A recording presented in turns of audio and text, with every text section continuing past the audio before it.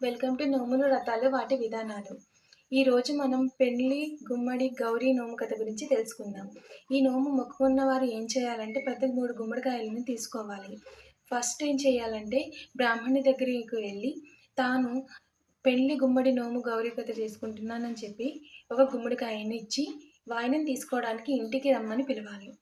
తను బ్రాహ్మణుడు ఇంటికి వచ్చిన తర్వాత తనకి బియ్యంతో పాటు గుమ్మడికాయను వాయినంగా ఇవ్వాలి. తగిన దక్షిణ తాంబూలాన్ని ఇవ్వాలి. తర్వాత మూడో గుమ్మడికాయను ఆ బ్రాహ్మణుని యొక్క భార్య దగ్గరికి వెళ్ళి వాళ్ళ ఇంటి దగ్గరే తాను చేసుకుంటున్న నోము గురించి చెప్పి మూడో గుమ్మడికాయను 5 సేరుల బియ్యాన్ని కలిపి తగిన దక్షిణను ఇచ్చి తన భార్యకి ఇవ్వాలి.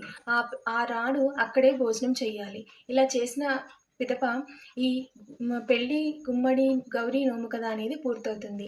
ఇలాంటి మరిన్ని నోముల కోసం నా ఛానల్ని సబ్స్క్రైబ్ చేయండి.